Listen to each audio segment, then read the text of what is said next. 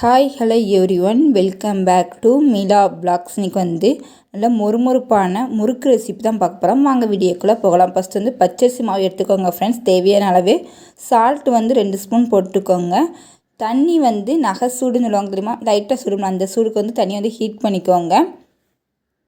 Next கடலை மாவு எடுத்துக்கோங்க ஃப்ரெண்ட்ஸ்.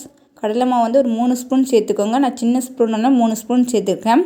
நல்லா சேர்த்து நல்லா மிக்ஸ் பண்ணிக்கோங்க. நான் சொன்ன மெத்தடில் முறுக்கு ட்ரை பண்ணி பாருங்கள். நல்லா மொறுமொறுப்பாக இருக்கும். குழந்தைங்க ரொம்ப விரும்பி சாப்பிடுவாங்க. ஸ்நாக்ஸ் பாக்ஸ்க்கு வந்து இந்த முறுக்கு கொடுத்துட்டா குழந்தைங்க ரொம்ப விரும்பி சாப்பிடுவாங்க. நான் சொன்ன மெத்தட் ட்ரை பண்ணி பாருங்கள். நெக்ஸ்ட்டு வந்து சீரகம் சேர்த்துக்கோங்க. சின்ன சீரகம் வந்து ஒரு 2 ஸ்பூன் சேர்த்துக்கோங்க. முறுக்கு வேறு வேறு மெத்தட்லேயும் செய்வாங்க, ஆனால் நான் சொன்ன மெத்தட் ட்ரை பண்ணி பாருங்கள். டேஸ்ட்டு சூப்பராக இருக்கும். அதுக்கடுத்து வத்தத்தூள் வந்து 1.5 ஸ்பூன் சேர்த்துக்கோங்க. உங்கள் காரத்துக்கு ஏற்பாக. குழந்தைங்க ரொம்ப விரும்பி சாப்பிடுவாங்க அப்படின்னா காரத்தை கொஞ்சம் கம்மி பண்ணிக்கோங்க. பெரியவங்கன்னா கொஞ்சம் காரம் அதிகமாக சேர்த்துக்கோங்க. நல்லா சேர்த்து நல்லா ஒரு டைம் நல்லா மாவை நல்லா மிக்ஸ் பண்ணிக்கோங்க. எல்லாமே நல்லா மாவில் படுற மாதிரி. இப்போ வந்து நம்ம வந்து வெந்நீர் ஹீட் பண்ணி வச்சுருப்போம், லைட் சூடு வெந்நீர், அது ஊற்றி நல்லா பிசைஞ்சிக்கோங்க. காமிக்க பாருங்கள் ஃப்ரெண்ட்ஸ். நல்லா ஊற்றி கொஞ்சம் கொஞ்சமாக நல்லா பிசைஞ்சிக்கோங்க. பதம் காமிக்க லாஸ்ட்டு வந்து பச்சரிசி மாவு முறுக்கு இது வரைக்கும் ட்ரை பண்ணி பாருங்கள். டேஸ்ட்டே சூப்பராக இருக்கும். வெந்நீர் வந்து கொஞ்சம் கொஞ்சமாக ஊற்றி நல்லா மிக்ஸ் பண்ணிக்கோங்க. நான் காமிக்க பாருங்கள் ஃப்ரெண்ட்ஸ். இந்த அளவுக்கு பதம் இருக்கணும். இதான் வந்து முறுக்கு பதம்னு சொல்லுவாங்க. நல்லா வந்து பார்த்தாலே தெரியும், நல்லா இருக்கும். இப்போ நெக்ஸ்ட் வந்து முறுக்கு மாவு பேட்டர் முடிஞ்சிட்டு நெக்ஸ்ட்டு வந்து நம்ம அடுப்பை ஆன் பண்ணிக்கோங்க ஃப்ரெண்ட்ஸ். கடாய் வச்சுக்கோங்க. ஆயில் ஊற்றிக்கோங்க. ஆயில் நல்லா ஹீட்டான வச்சுக்கலாம்.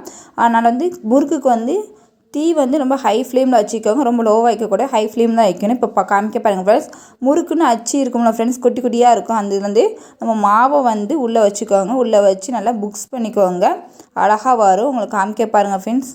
நான் டேரெக்டாக வந்து முறுக்கு வந்து ஆயிலே செஞ்சுருவேன். உங்களுக்கு வந்து ஃபஸ்ட் டைம் பயமாக இருக்குது அப்படின்னா ஒரு கரண்டி வச்சுக்கோங்க. கரண்டியில் வந்து ஆயில் அப்ளை பண்ணிக்கோங்க. அப்ளை பண்ணிவிட்டு திரும்பி அந்த முறுக்கை வந்து அதில் புளிங்க கரெக்டாக வரும். நெக்ஸ்ட் வந்து ஆயில் அப்படி வைங்க, அழகாக விழுந்துடும். நான் காமிக்க பாருங்கள் ஃப்ரெண்ட்ஸ். இதில் மாவு வந்து ஃபுல் பண்ணிவிட்டு லைட்டாக புஷ் பண்ணுங்கள். லைட்டாக சுற்றினாலே போதும், நல்லா வந்துடும். நான் காமிக்க மாதிரி செய்யுங்க.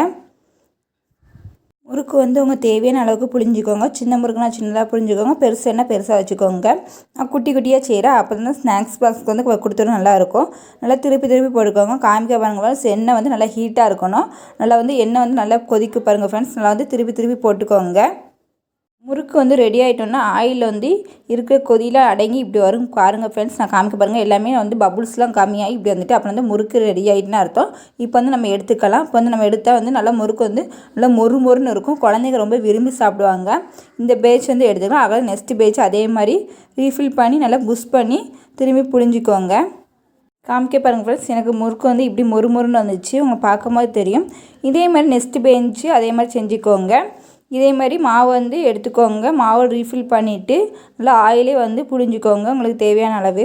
நான் வந்து முறுக்கு பதனாலும் இப்படி செய்யணும். இதில் வேறு அச்சு உண்டு. அது வேறு அச்சுன்னா வேறு டிஃப்ரெண்ட்டில் வரும்.